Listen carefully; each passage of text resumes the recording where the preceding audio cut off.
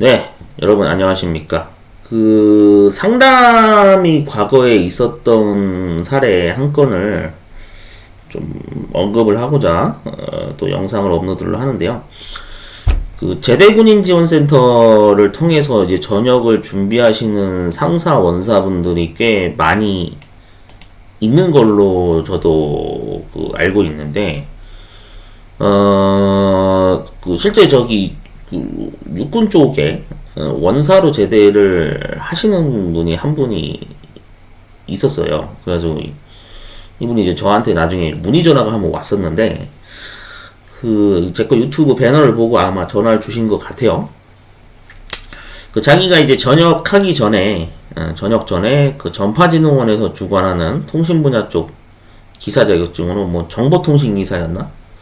예, 하여튼 이런 자격증에다가 몇 개 또 이제 산업기사 자격증을 이렇게 해가지고 한 두 개인가 세 개 정도 가지고 계신 상태였나봐요. 근데 이제 이걸 취득한 이후에 이제 전역을 하는 과정에서 직보반이나 그런 과정 거치는 게 있겠죠.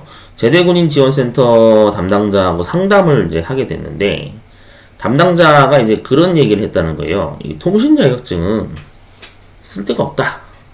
예, 이렇게 얘기를 해가지고, 아, 정말 그런가?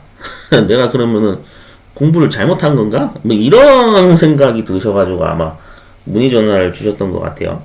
근데, 이 부분에 있어서 제가 이제 그래서 그렇게 말씀을 드렸어요. 저한테 전화가 와가지고, 아니다. 그거는 제대군인 지원센터 상담하는 담당자가 제대로 법적인 지식이나 어떤 그런 관심 부족으로 잘못된 발언을 한 거라고 나는 생각을 한다. 제가 이렇게 이제 반박을 했거든요. 네, 제가 이제 그래서 원사분한테는 제가 그렇게 말씀드렸어요. 잘 취득하셨다고. 왜냐면은 통신 쪽 자격증 어쨌든 기사나 산업기사가 있어야 나중에 본인이 추가로 준비할 수 있는 전기산업기사라든지 또는 전기기사 자격증이라든지 이런 자격증을 준비하는 어떤 징검다리 역할로 쓸 수도 있고, 제가 알기로는 징검다리 역할이 되는 걸로 알고 있거든요. 그 다음에 추가적으로 7월 달부터 이제 24년 7월부터 통신 쪽도 이제 시설 관리에 대한 점검 관련된 법안이 이제 강화돼서 이제 시행될 예정이기 때문에 분명히 수요가 있을 거다라고 제가 이렇게 말씀을 드렸어요.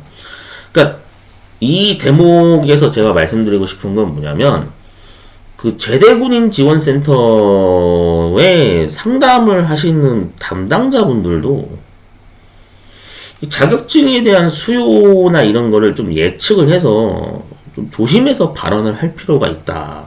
저는 그렇게 생각을 해서 말씀드리는 겁니다. 왜 그러냐면은, 물론 저는 이제 산업인력공단 거 자격증 위주로만 취득을 한 케이스긴 합니다만, 제가 알기로는 전파진흥원에 있는 통신 자격증을 요구하는데도 꽤 많은 걸로 알고 있거든요. 그래서 원래 공무원 직렬이나 이런 거에서도 방송통신 직렬 공무원이 따로 있고, 그 다음에 전파진흥원 자격증의 실질적인 어떤 파워력? 그런 거를 무시할 수는 없는 게, 방송통신 전파진흥원 거를 요구하는 채용 공고도 꽤 나오는 걸로 알고 있어요. 그러니까 이거는 말 그대로 뭐냐면은, 우리가 맞잖아요. 상담을 진행하는 대상이 전역을 해서 미리 빨리 전역을 해서 상사나 이렇게 빨리 전역을 해가지고 다른 제2의 이제 직업을 갖기 위한 과정에 지금 놓여 있는 분들을 대상으로 상담을 하는 거잖아요. 근데 제대군인 지원센터에서 제대로 된 상담을 못하나 봐요.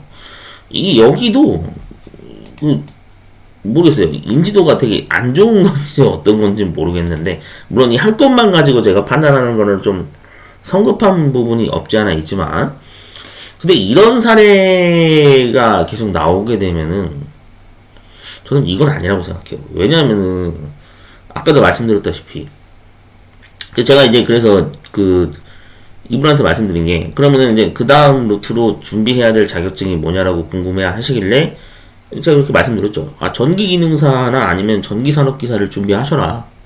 예, 그러면 분명히 저기 나중에 시설관리 쪽 그 일자리 알아보시는데 도움이 될 거다. 제가 그렇게 얘기했거든요. 일단 저는 제가 이렇게 설명한 게 맞다고 저 생각이 들어서 그렇게 말씀드렸는데, 여러분들 저기 분명히 말씀드리는데, 아무리 그 통신 분야 쪽이 뭐 다른 여타 분야 자격증에 비해서 파워가 밀린다라고 의견이 막 난무하기는 하지만, 그럼에도 불구하고 통신 자격증 같은 경우에도 이게 써먹을 때가 분명히 있어요. 그러니까 그거를 여러분들이 꼭 염두를 해두시고, 주변 사람들의 이야기가 다수의 여론이 야 통신 자격증 쓸데없어 라고 얘기해도 막상 그 자격증 안 가지고 있는 사람들은요, 네, 지금 어떤 상황인지 아세요? 그 자격증 안 가지고 있어서 지금 현재 난리가 난 상황이에요. 제가 알기로는. 그게 입장차라는 게 있거든요. 보는 시각에 따라 완전 조금 달라질 수가 있는데, 그 7월 달부터 이제 법 시행하는 것 때문에 지금 일선 저 시설관리로 이제 지금 근무하고 계신 분들이나 근무 예정으로 이게 일자리를 준비하고 계신 분들 입장에서는 또 통신 자격증 따야 되네. 지금 이런 상황에 놓이신 분들이 꽤 있다니까요. 진짜요. 제가 그 단체 채팅방 그 운영하고 있는 곳에 들어가 보면은 진짜 이거 저 통신 시설 관리 때문에 지금 기능사 막 부랴부랴 준비하고 계신 분들이 꽤 있어요. 근데 그런 인원이 한두 명이 아니야. 몇십 명이나 된단 말이에요. 제 거 단체 채팅방에서만 몇십 명이에요. 그러면은 전국적으로 따지면 지방권이나 뭐 수도권 합치면은 인원이 상당히 되겠죠. 그럴 거라고 생각하거든요. 저 지난번 1회차 저기 그 기능사 필기시험 응시자 명단에서 봤을 때 정보 처리 기능사랑 정보기기 운용 기능사 두 개 종목이 산업인력공단 거지만 두 개 종목이 통신공사협회에서 인정이 되는 사유로 인해서 이 응시 인원이 조금 더 늘어난 걸로 알고 있어요. 제가 알기로는 1회차에 원래 평균적으로 이 정도 응시 인원이겠거니 했는데 그거보다 조금 더 응시 인원이 조금 증가한 감이 약간 있거든요. 물론 이제 실기는 또 얼마나 응시할지 모르겠지만, 하여튼 나중에 통계 확인해봐야 되긴 하겠지만, 그 응시 인원이 꾸준히 있다란 얘기는 그만큼 이거를 이제 준비를 좀 해야 되겠네. 법이 시행일이 이제 7월 달부터니까 아주 한 4개월 정도 남았으니까 좀 어느 정도 준비를 미리 해야겠구나. 그런 식으로 이제 흘러가는 거거든요. 그거를 이러한 어떤 다양한 이유로 인해서 통신 자격증을 준비하는 분들도 있다는 얘기입니다. 그러니까 그거를 그냥 좁은 시각으로만 보려고 하면 안 된다는 얘기예요. 제가 오늘 이 영상을 다시 한번 언급을 하면서 말씀드리는 게, 여러분들이 아무리 대한민국이라는 나라가 과거에 비해서 90년대, 2000년대 초반에 비해서 자격증 시험에 대한 어떤 응시 수요가 올라가고 또 이제 학창 시절 때 공부 좀 했다 하시는 분들이 이제 산업기사 기사를 많이 취득하고 막 그런 어떤 상향 평준화된 흐름이 흘러갔다고 해도, 그래도 기능사라고 하는 그 어떤 등급의 역할은 그게 사라지거나 그러지가 않아요. 여러분들 그 명심을 하셔야 돼. 주변에서 아무리 야 산업기사부터 준비해, 기사부터 준비해, 그거는 본인 생각이고 그거는 내 생각이 아니잖아. 제가 말씀드리잖아요. 그런 얘기를 많이 듣긴 들을 거예요. 근데 그래도 나는 판단력 있게, 난 내가 자가진단을 해보니까 이거 과목이 너무 많아. 나는 저 기능사부터 그냥 입문해서 첫 스타트를 끊어야지. 기본기를 좀 익히기 위해서 난 기능사부터 준비를 해야겠다. 뭔가 이런 결단력을 하실 수가 있어야 된다는 얘기입니다. 왜냐? 대한민국은 선택의 자유국가잖아요. 맞잖아요. 내가 100명이 산업기사를 준비한다 그래도 나 혼자 나는 기능사부터 준비할래. 뭔가 그런 결단력을 발휘를 하실 수가 있어야 된다는 얘기예요. 그리고 실제로 그래요. 중학생한테 산업기사 준비하라고 그럴 수는 없잖아요. 맞잖아요. 제가 말씀드렸잖아. 다양한 환경에 놓이신 분들이 있다고. 물론 요즘에 특성화고등학교 같은 경우에는 그 산업기사를 과정평가형으로 해가지고 하는 제도가 생겨서 상향 평준화된 어떤 조건에서 스타트를 할 수 있는 기반이 마련되어 있는 건 사실이지만, 근데 그렇다 해도 원래 스타트는 기능사로 먼저 출발하는 게 맞는 거예요. 그러니까 그거를 자기 기준으로 해서 맞춰서 그걸 다른 사람한테 얘기를 하면 안 된다는 얘기야. 이해되셨죠? 그러니까 그 혹시나 주변에 이렇게 컨설팅을 하시는 분들도 그 이런 어떤 시각이 필요하다라는 게 제 개인적인 생각입니다. 그 다른 사람들은 뭐라고 생각하는지 모르겠는데 저는 지금도 제가 얘기해요. 왜냐? 저는 실제로 기능사로 출발을 해서 산업기사까지 취득한 케이스예요. 환경 자체가 그랬어요, 당시에. 제가 특성화고등학교 다녔을 때는 산업기사를 과정평가형으로 한다라는 제도 자체가 없었던 시절에 저는 학교를 다녔기 때문에 애초에 필기 면제형으로 해서 기능사 응시만 가능했던 시절이었습니다. 그러니까 그 당시의 시대적 배경의 변화가 점차 사회적 흐름이 바뀌어 왔긴 했지만 그 뼈대는 바뀌지 않는다는 얘기예요. 그래서 지금도 그렇게 말씀드려요. 이런 전화가 저는 오잖아요. 그럼 무조건 말씀드려요. 일단은 어떤 종목의 자격증이든 다른 분야의 종목의 자격증을 준비한다. 그러면 기능사부터 준비를 해라. 라고 저는 말씀드려요. 그게 정답이라고 저는 생각을 합니다. 이해되셨죠?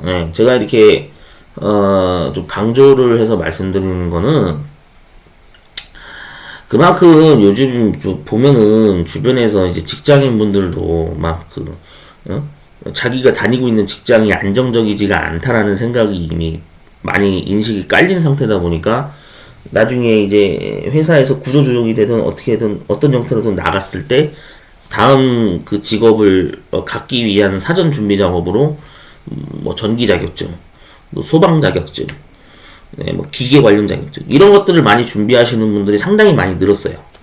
그런 어떤 법적인 이유 때문에 이제 라이센스를 요구해서 자격증을 많이 보는 건데, 근데 중요한 거는 거기에 한 축으로 껴있는 게 지금 통신 자격증이 껴있기는 한데 이 통신 자격증을 우습게 여기면 안 된다는 얘기야. 얘를 우습게 여기면 안 된다는 얘기예요. 왜냐면 통신 자격증이 가장 진입 장벽이 좀 낮으면서 수월할 것 같아. 실제로 많은 사람들이 그렇게 얘기를 해요. 근데 이거를 취득을 해야 전기 쪽 자격증 응시가 가능한 조건이다라고 한다면은 그러면 징검다리 역할이 된다라는 것만으로도 얘는 수요가 꾸준한 자격증이 맞죠. 그게 맞는 거죠. 사무자동화 산업기사 취득해서 난 그 다음 전기산업기사 볼래요.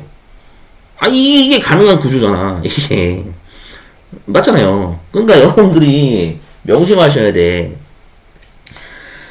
많이 취득을 하고 뭐 시험의 난이도가 높고 낮음은 나중 문제예요. 그거는 왈가왈부하는 거는 정치적으로 싸울 문제인 거고, 제가 말씀드리는 건 정치적인 걸 얘기하는 게 아니라 취득을 하는 루트로 그 계획을 세워서 따졌을 때 나는 사무자동화 산업기사나 정보처리 산업기사 먼저 취득 둘 중에 하나 해서 전기산업기사를 취득하는 거를 최종 목표로 가야겠습니다 라고 정하는 사람들이 대다수다고 한다면, 그러면 그거는 진짜로 통신자격증이 하나는 필수로 필요한 거죠. 맞잖아요. 그렇게 해야 나중에 회사에다가 진짜 선임 걸 때 저 사무자동화 산업기사 있어요. 그럼 나중에 도움이 되는 거겠지. 이해되셨죠? 그러니까 그렇게 되는 겁니다. 그래서 이 상담 사례를 제가 이제 언급을 하는 이유는 너무 성의 없어서. 그러니까 제대군인 지원센터에서도 상담을 하는 이 모양새가 모양새가 좀 마음에 안 들어요. 제 개인적인 생각으로는 그렇습니다. 약간 모양새가 좀 이상해가지고 그래서 제가 말씀드리는 거거든요. 여러분들 그러니까 명심하시기 바랍니다. 이 전역을 앞두고 이게 이제 사회로 나오시는 분들한테는 그 내용 하나하나가 정말 중요한 내용들이 많단 말이죠. 왜냐면은 지금 봐봐요. 군대 개판돼가지고 뭐 제대하는 대탈출 전역 러시가 이어지고 있는 상황인데도 이 일선 제대군인 지원센터에 상담하시는 분이 이딴 식으로 상담을 하면은 말이 안 되잖아. 이 정상적인 역할을 못하고 있다는 얘기예요. 그럼 이 센터가. 개인적인 생각으로는 그렇습니다. 물론, 저의 의견에 대해서 반박을 하시는 분들도 있긴 할 거예요. 근데 제 개인적인 생각은 뭐냐면, 좀 더 관심을 가지고 전역하시는 분들한테 상담을 해달라는 얘기입니다. 이딴 식으로 얘기하지 말고. 예. 이딴 식으로 얘기하면 안 된다는 얘기예요. 알겠죠? 예, 그런 취지로 제가 말씀드리는 겁니다. 자, 아무튼, 예, 저는 다음에 다른 영상으로 또 찾아뵙도록 하겠습니다.